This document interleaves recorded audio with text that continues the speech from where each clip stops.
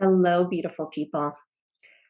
Happy new moon. Happy new year. It's such a treat that this first new moon of 2022 falls so close to the new year because so much of the way we relate to the new moon here at the Wild Woman Project is similar to how, people the world over relate to New Year, which is just like there's a moment where we're ending one year and we're stepping into the next, and there can be time for reflection. There can be time to um, express gratitude for what has been, to make changes or tweaks, to set goals or intentions, and so it's really, really sweet that we have this alignment both on the new year and then the moon.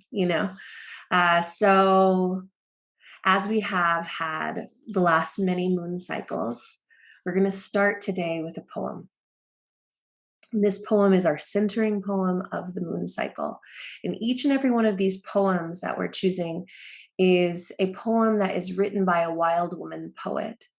So that is a woman who is embodying the wild woman archetype in her own way, in the multitude, almost infinite expressions that the wild woman archetype can show up in and through. So today we are reaching back through time. We're reaching back 1,000 years to the ancient court of Japan.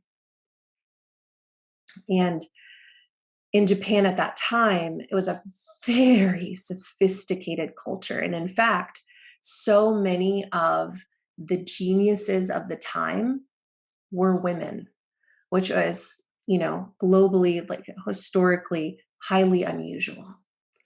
So our poet of this moon cycle was renowned even in her day, Izumi Shikibu. So the way we'll work this today is, as we sit together, I'll read it a few times. And every time we read it, maybe we'll find something new or feel something new. And at the end, I will give you a practice to take with you through this moon cycle, inspired by the poem. Okay. Watching the moon at dawn, solitary, mid-sky, I knew myself completely. No part left out.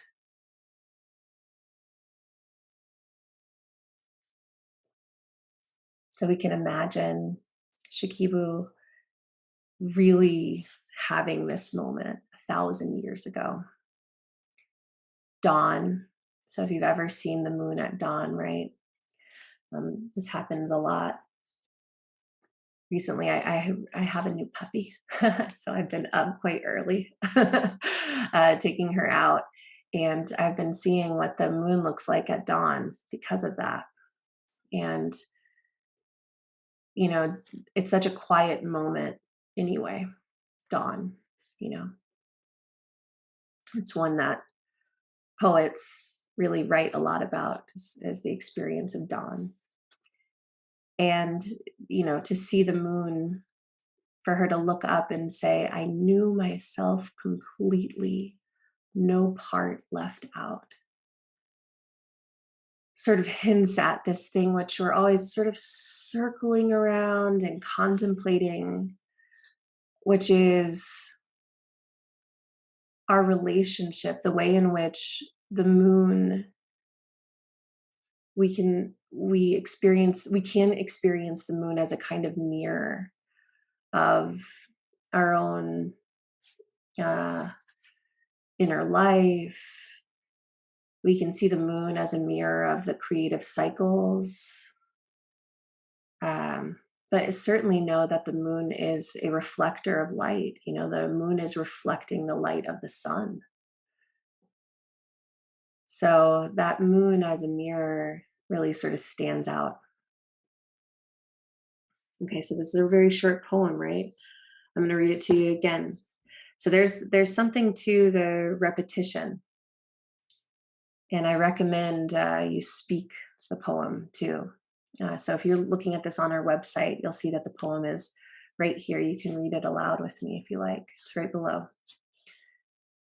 Watching the moon at dawn, solitary, mid-sky, I knew myself completely, no part left out. I knew myself completely. I knew myself completely, no part left out. There's a lot of talk,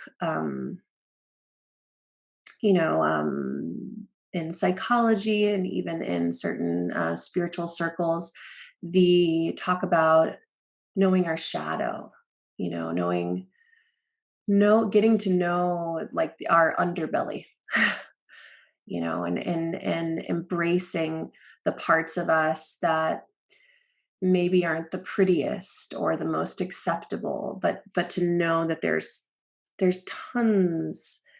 We are a universe, truly. And there are certain qualities that are, just universally beloved and beautiful. And there are certain qualities or instincts or things going on inside of us that, we may judge, that others may judge. And, part of understanding our wholeness, that's what it is. Like, that's such an essential piece of stepping into our wild woman or a wild being or a wild spirit, is to understand, you can think about it like with a plant, to understand that there are certain things that are going to be on the top side. There's going to be the stems and the flowers and the thorns, and they're all up here, and then down below in the mud there's going to be the roots and all these things going on. There's so much, and some of it's above the surface and some of it's below the surface, and it's all necessary. It's all part of the whole thing. If we try to just have the pretty side, the flower side, with no roots in the mud and in the muck, then we would have a dead flower, So for Shikibu to stand under the moon and say, I knew myself completely, no part left out. It just, makes you wonder, like, in what context, for her and for any of us, do we deny parts of ourselves? Do we leave them out? Oh, I can't bring that here. That's not acceptable. That's not okay. I can't feel that. I can't say that. I can't do that. There's something that she obviously experienced underneath the moon at dawn, solitary, mid-sky, that she had permission from herself and the experience to know herself completely, to not leave any of herself behind. I think that that's a really, really, really, really, really beautiful and important piece of this poem, and what we can walk away with. I think for me, this is the biggest one. And it really makes me think about, if we zoom out and think about our collective experience, and the idea that, it is the mystic perspective that we are all one, that we are all part of one great creative intelligence, or whatever language you want to put upon it, but that we are connected through the web of life. That what happens over here affects what's going on over here. That oneness, for better or worse. And when we if we think of that oneness, and when we try to leave a part out or a piece of the whole and put it aside and disregard it or disrespect it, how it hurts everything. How that translates over here. We are all connected. And when we assault one part of ourself, it assaults the whole organism. So I knew myself completely can be, we can think of it at the personal level. I knew myself completely, no part left out. We can think of it at the transpersonal level, really seeing our wholeness, seeing humanity, seeing the earth, seeing it all. Eyes open, heart open, no part left out, and knowing it completely. And that can be a revolution in healing. To not deny any parts, but to embrace the whole. Okay, let's read it one more time. Watching the moon at dawn, solitary, mid-sky, I knew myself completely, no part left out. So there's something here about the visionary quality, sort of tapping into the visionary quality, which is, it's winter time is a fantastic time to do this.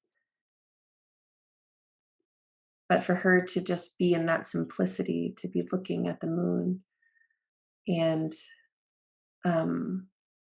seeing, tapping into her knowing, and then eventually, obviously, going and writing a poem about it, about her experience.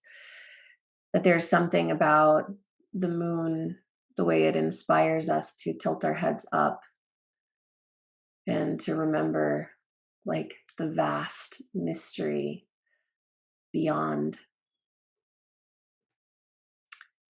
And this thing of dawn, dawn in so many different spiritual traditions, that is a sacred time. That's a time when people wake up before the sun, so they can start chanting and practicing and praying and moving. And it's an in-between time. It's a liminal time between night and day. So we can, I think, when we tap into Izumi Shikibu's poem here, we can let it inspire that part of us which is visionary, which can see. And I want to just point out here that she uses the word solitary,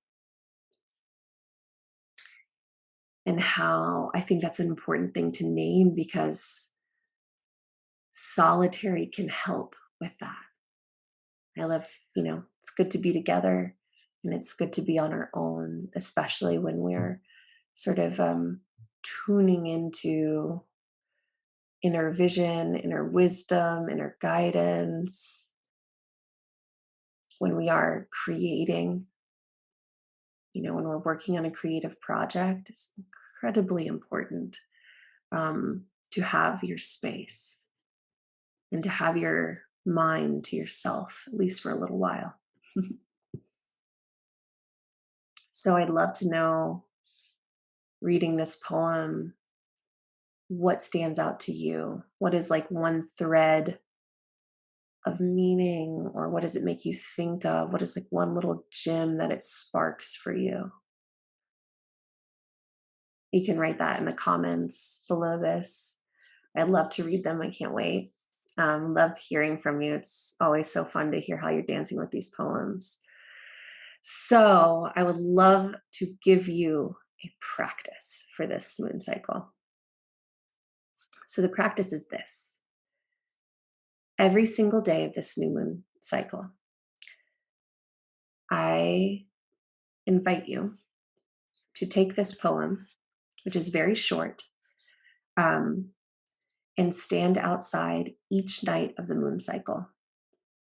So that'll be, depending upon your time zone, the last day of the moon cycle will either fall on January 31st or February 1st.